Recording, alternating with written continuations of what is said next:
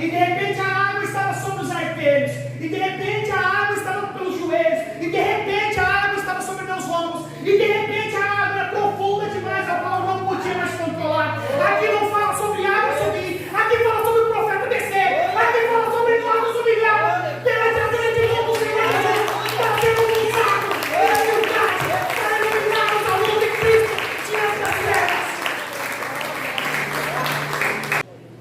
Pode abrir as suas Bíblias em Mateus, capítulo 27, versículos 1 e 2, e depois o 11 em diante. O Espírito Santo de Deus vem encher essa igreja nessa noite, assim como o Senhor me encheu, assim como o Senhor transformou a minha história, e assim como o Senhor me fez transbordar essa semana. Faça a sua igreja transbordar, faça a sua igreja te adorar, faça a sua igreja te servir, e faça a sua igreja te seguir, em nome do Senhor Jesus. Aleluia. Todos acharam? Amém? E chegando amanhã, todos os príncipes dos sacerdotes e os anciãos do povo formavam juntamente conselho contra Jesus para o matar. E maniacando-o, o levaram, o entregaram ao governador Pôncio Pilatos. Agora o versículo 11. E foi Jesus apresentado ao governador, e o governador interrogou, dizendo: És tu o rei dos judeus? E disse-lhe Jesus: Tu o dizes. E sendo acusado pelos príncipes dos sacerdotes e pelos anciãos, nada respondeu. Disse-lhe então Pilatos: Não ouves quando testificam contra ti? E nenhuma palavra lhe respondeu. De sorte que o governador estava muito maravilhado. Ora, por ocasião da festa, costumava o governador soltar o preso, escolhendo o povo aquele que quisesse. E tinham então um preso bem conhecido chamado Barrabás. Portanto, estando eles reunidos, disse-lhe Pilatos: Qual quereis que vos solte? Barrabás ou Jesus, chamado Cristo? Porque sabia que por inveja o haviam entregado. Estando ele assentado no tribunal, sua mulher mandou-lhe dizer, a mulher de Pilatos: Não entres na questão desse justo, porque num sonho muito sofri por causa dele. Mas os príncipes dos sacerdotes e os anciões persuadiram a multidão que pedisse Barrabás e matassem Jesus. E respondendo o governador, disse-lhes: Qual desses dois quereis vós que eu solte? E eles disseram: Barrabás. Disse-lhe Pilatos: Que farei então de Jesus chamado Cristo? Disseram-lhe todos: Seja crucificado. Eu vou repetir o versículo 22, que é o tema da minha pregação. Disse-lhe Pilatos: Que farei então de Jesus chamado Cristo? Disseram-lhe todos: Seja crucificado. Amém? Podeis assentar. A palavra de Deus diz em Mateus 27, fala sobre o nosso Cristo. Talvez um dos homens, o homem que mais impactou o mundo. Algum filósofo, não me recordo o nome, falou: no nosso século, quem dera aparecesse um homem simples no meio do povo, que impactasse pelo menos 10% do que o Cristo, um homem simples e carpinteiro, impactou o mundo. Simplesmente isso deveria bastar para nós entendermos que ele era o Filho de Deus. Mas para falar dessa palavra, no versículo 22, quando Pilatos disse: O que farei eu com Jesus chamado Cristo? Primeiro, para saber o que nós faremos, nós, com uma palavra contemporânea como essa, que traz para o dia de hoje, perguntando a nós: o que faremos nós com esse homem chamado Cristo? Nós precisamos saber primeiramente quem ele é. Nós precisamos iniciar do princípio. Eu aprendi algumas coisas com o pastor, estava comentando com a Thaís, mas com outras coisas eu fiquei escandalizado. Eu falei: meu Deus, como não saber quem é esse homem chamado Cristo? Então eu falei: Senhor, me traz uma palavra do trono do teu altar. Então, para nós sabermos quem é esse homem chamado Cristo, nós precisamos ir lá em João 1, onde diz: no princípio era o Verbo, e o Verbo estava com Deus, e o Verbo era Deus, e todas as coisas foram feitas por Ele, e sem Ele nada do que foi feito se fez. Nele estava a vida, e a vida era a luz dos homens, e a luz resplandece sobre as trevas, e as trevas não compreenderam. Aleluia! Oh, aleluia! Cristo é a luz em meio às trevas. Cristo é a luz em meio às trevas. E nada do que foi feito sem Ele se fez. Você não existiria sem Ele. Você não estaria aqui sem Ele. Você estaria nas trevas sem Ele. Bastava isso para terminar essa pregação nesse momento, dizendo que nele estava a vida, e a vida era a luz dos homens. Aleluia! Aleluia, Jesus!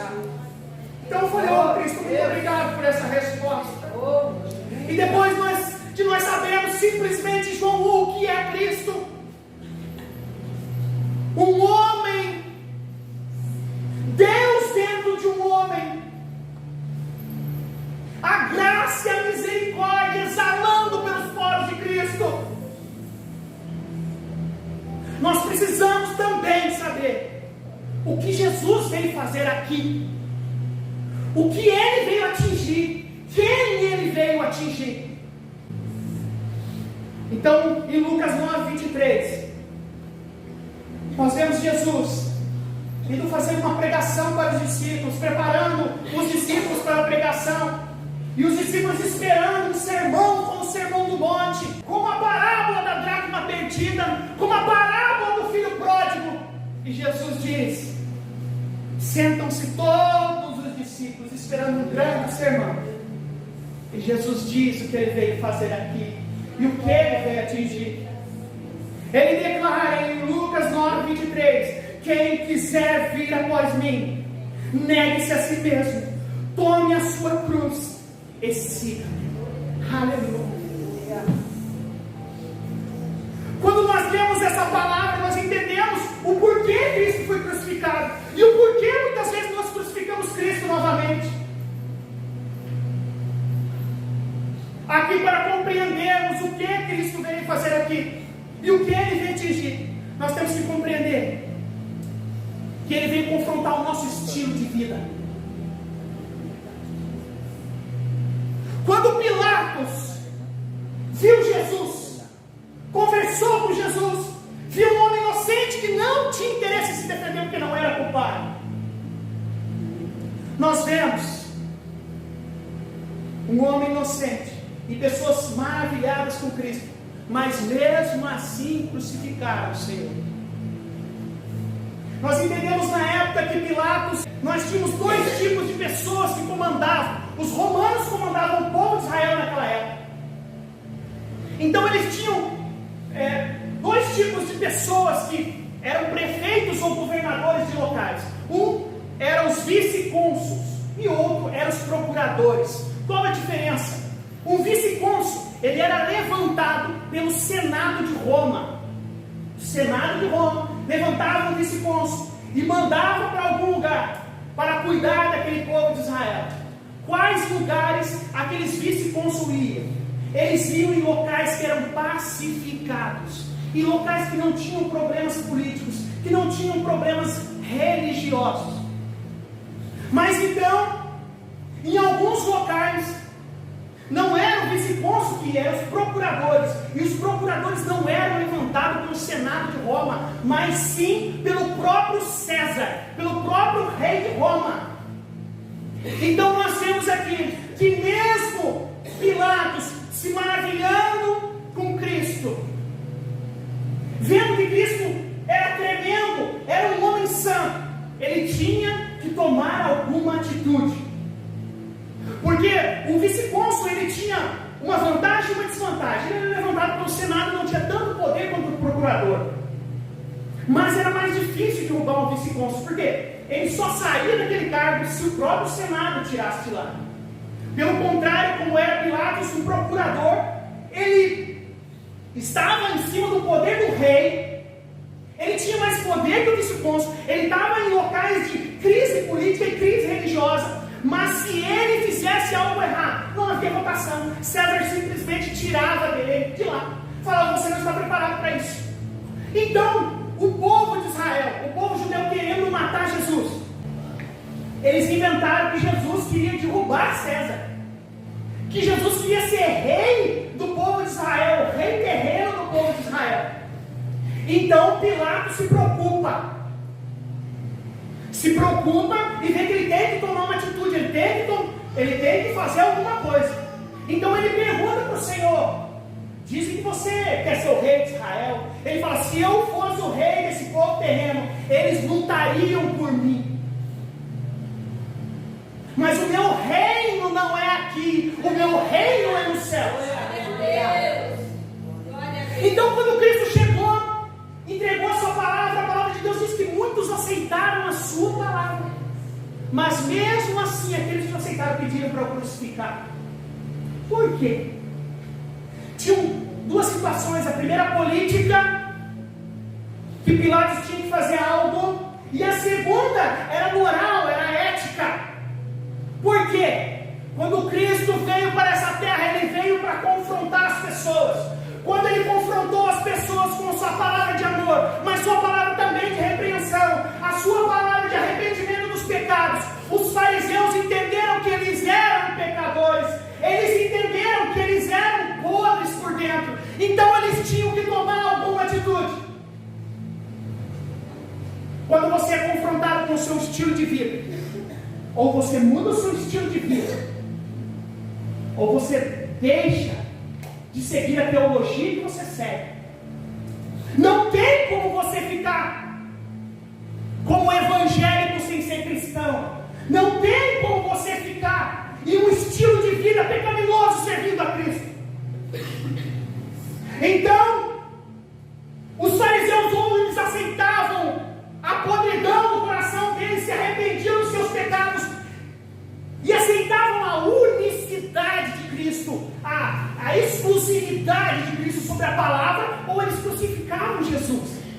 Então, quando Pilatos pergunta: o que vocês querem fazer com esse homem chamado Cristo?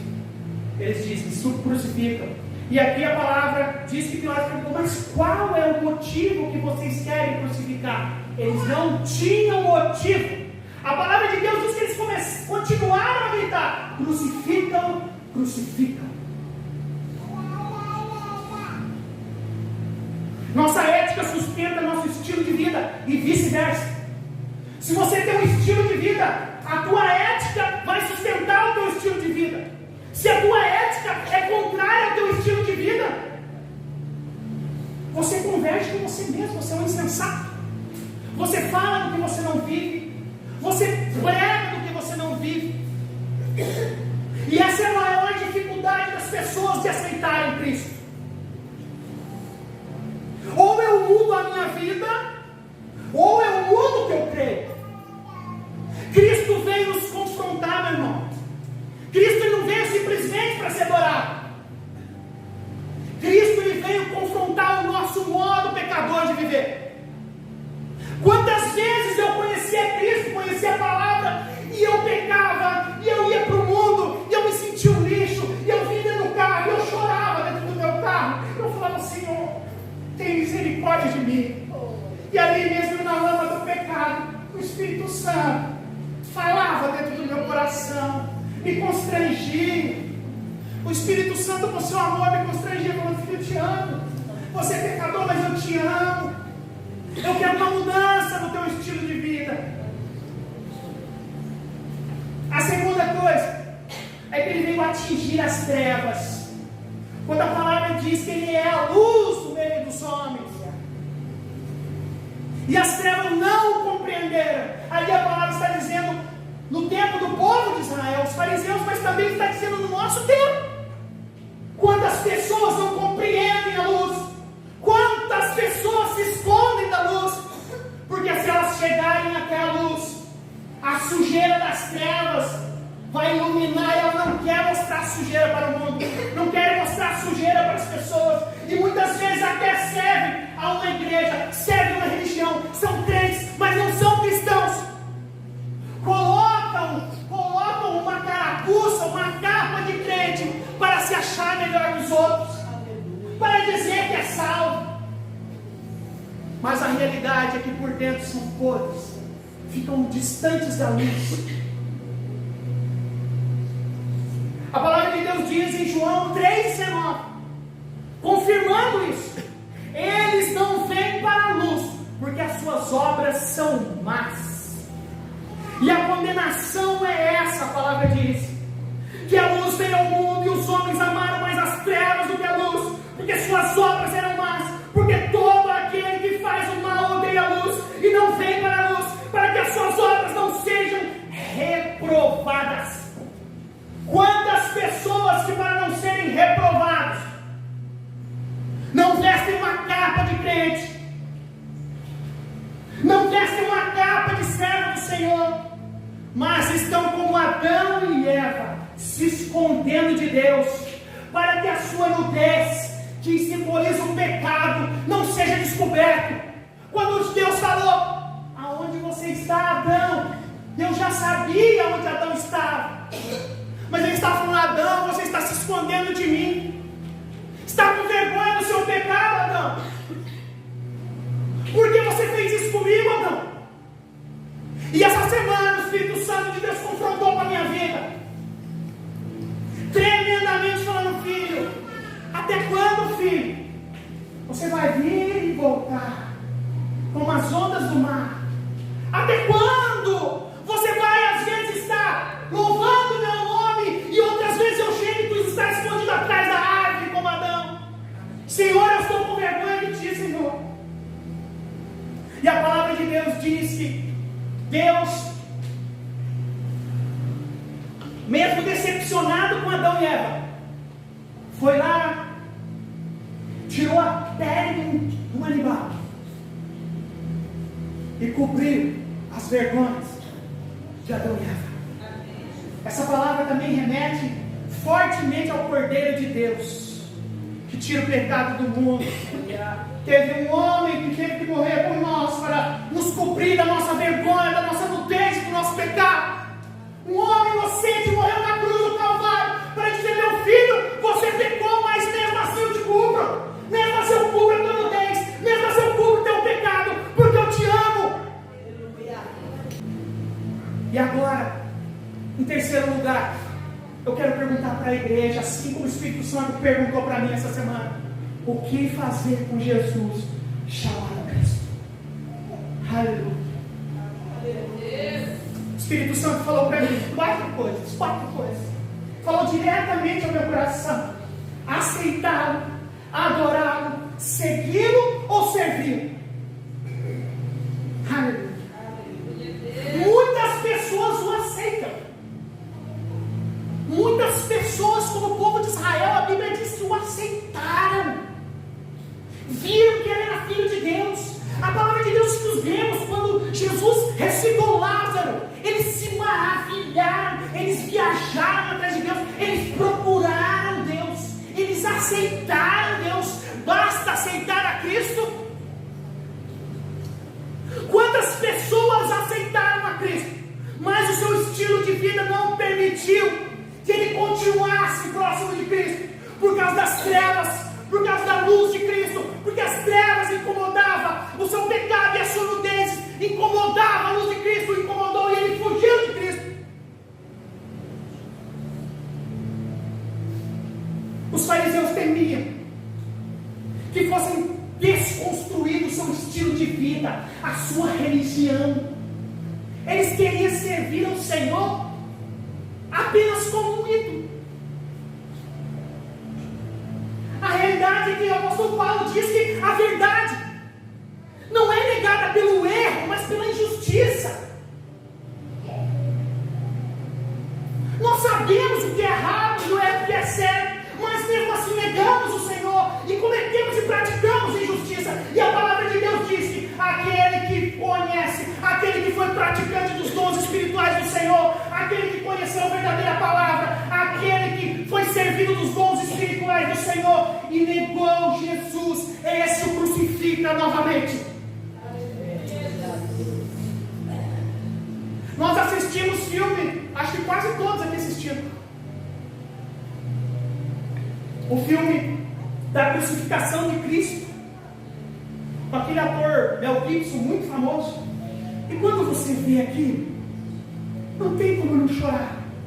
Você pode ser ateu, você pode ser budista, kardecista, mas você vê ali a manifestação, você vê exatamente o que aconteceu com Cristo. Um homem inocente, um homem que pregou amor, um homem que era luz, um homem que veio trazendo amor às pessoas e confrontar com o estilo pecaminoso de vida das pessoas. Vê ele sendo crucificado, vê ele sendo torturado, porque as pessoas não quiseram reconhecer o seu pecado. Muitas pessoas, primeiro, aceitaram, é muito fácil. Segundo, adoraram. Falei, Senhor, então se eu te adorar, está tudo certo, Senhor. Se eu te adorar, amém, glória a Deus, eu vou estar adorando o Senhor, eu vou estar indo no culto. É muito mais fácil manter uma religião como a evangélica, a católica, uma religião mística de adoração, de troca. Aquela troca que você vai na igreja, quando você está com mais problema, você vai falar, Senhor, tem misericórdia de mim, eu preciso de um emprego, oh Senhor, eu preciso de um carro, eu preciso de um aumento, eu preciso. É muito mais fácil adorar o Senhor dessa maneira, mas manter a tua vida intacta, continuar mantendo a sua vida nas velhas práticas do pecado, continuar a tua vida sem manifestar a glória de Deus para os outros, ser luz para as trevas, confrontar o pecado, é muito fácil, porque os sacerdotes o rejeitaram. O Evangelho de Cristo não é um sistema de pensamento, porque na lei era um sistema de pensamento, estava lá 616 preceitos e 10 mandamentos, eu cumpro, está tudo certo. Mas aí vem Tiago dizendo em Tiago 4, se você cumprir toda a lei e descumprir só uma, você estará descumprindo toda ela. Então como seriam salvos se nós sempre descumprimos a lei? Ó Senhor, eu sou pecador, eu sou miserável, eu tenho, eu estou sempre no Senhor, mas tem vezes que o meu eu pecaminoso, eu peco. Aí a palavra de Deus vem dizer que quando você não vive um estilo religioso só de vida, mas você vive Cristo na sua vida, Ele diz que a misericórdia do Senhor se renova cada manhã na sua vida. O Evangelho de Cristo não é um sistema de pensamento, mas um padrão mais excelente de vida. Como nós confrontamos o mundo? O irmão falou para mim, meu vizinho, não estava indo mais na igreja, glória a Deus, ele começou a ir. Não para julgar ele, mas só para tecer um comentário de como nós somos, como eu e a Thaís já fomos. Um dia servindo a Deus, tocando a sanfona, cantando, ó, com cego eu andei. No outro dia, cantando no fundo da grota. E eu já fui assim, nós já fomos assim. E se nós não cuidarmos da nossa fé, nós voltamos a ser assim. Então um belo dia eu cheguei na casa dele e falei assim, o Senhor não te trouxe aqui, não te deu esses dons que Ele te deu para adorar o mundo, mas para servir o Senhor. Na mesma semana ele voltou para Deus. E agora ele estava na casa dele, só cantando louvores ao Senhor. Nossa, chega até a cansar, né? A esposa dele canta 10 vezes, quem te vê? E ela ergue alto e canta junto e fala, glória a Deus. Aleluia. Deus é poderoso para mudar o nosso estilo de vida.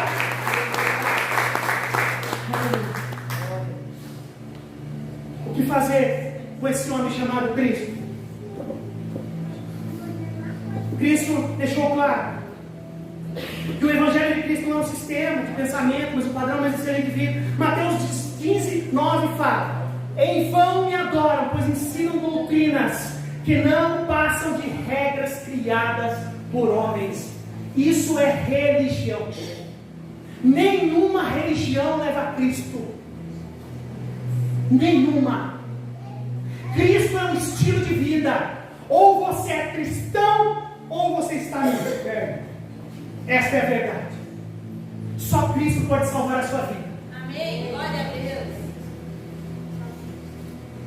Terceiro, segui-lo. Essa foi a terceira coisa, a penúltima que o Espírito Santo de Deus falou comigo. Será que se eu segui-lo está tudo bem? Poxa vida, aceitá-lo não basta, adorá-lo não basta, senão estaremos adorando e transformando Jesus em mais um ídolo. Será que se eu segui-lo basta? Ou será que se eu aceitá-lo, adorá-lo e segui-lo basta? A Bíblia diz: porque qualquer um que quiser salvar sua vida, perderá, mas qualquer que por amor de mim perder a sua vida, a salvará. Aqui essa palavra responde claramente que não basta seguir. Não basta seguir. E a palavra vem completar em João 12 dizendo o seguinte: se alguém me serve, me siga. Ela não fala que se alguém me siga, me serve. Ela fala: se alguém me serve, me siga. Primeiro você me serve, depois você me serve. Se alguém me servir, e a palavra de Deus diz em João 12: se alguém me serve, me siga. Ali estará também meu servo. E se alguém me servir, meu Pai o honrará. Muitas pessoas servem ao Senhor, e ele vem na igreja. E tem uma história que o pastor Eliseu Rodrigues pregou, que eu guardei, do Spurgeon. Quem não sabe, é um príncipe dos pregadores. E ele tem aquele livro maravilhoso, A Porta Estreita, né?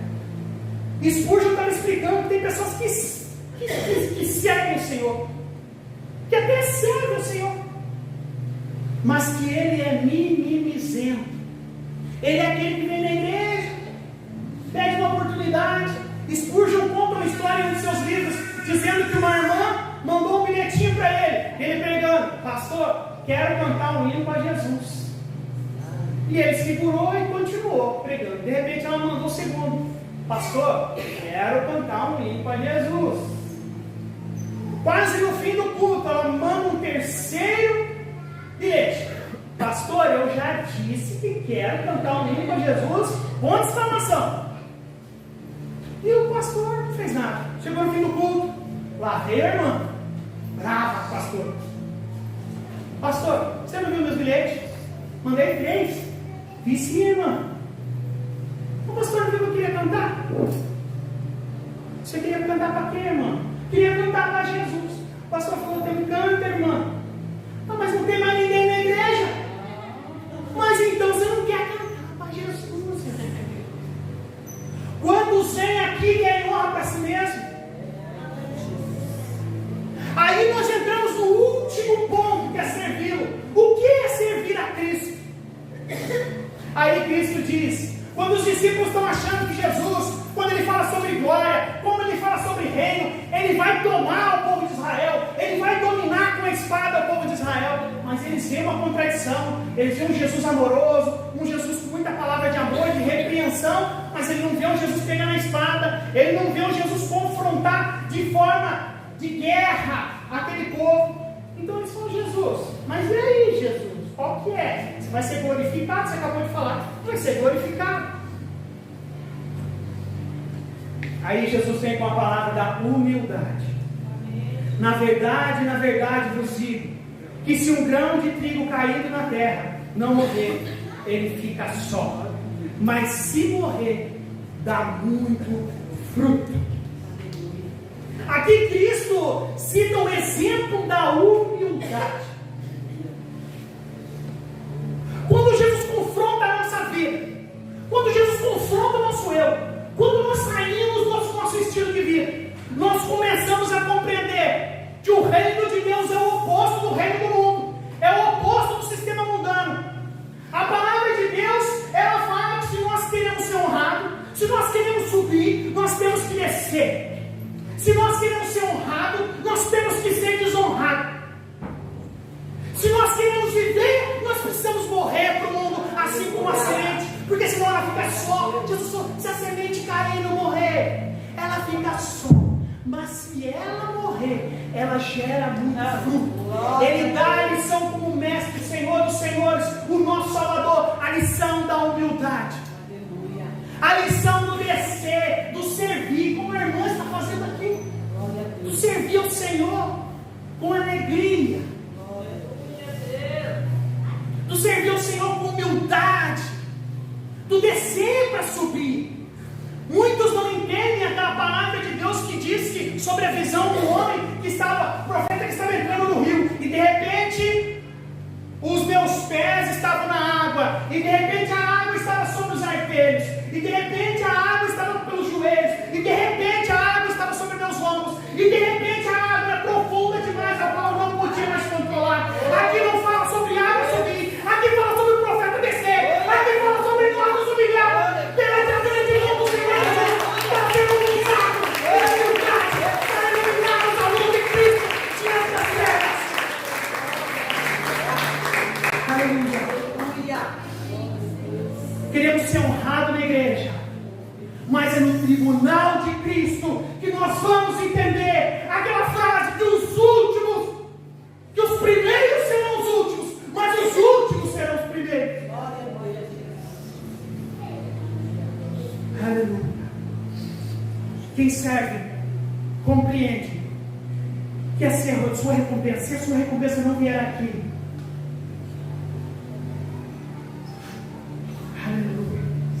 quem serve compreende que se a sua recompensa não vier aqui, a sua maior recompensa é o céu. Aleluia. Glórias a ti, Senhor Jesus. Aleluia. Eu não sei em que momento da sua vida você está. Eu não sei quantas vezes você foi confrontado, teu estilo de vida foi confrontado. Eu não sei se você compreendeu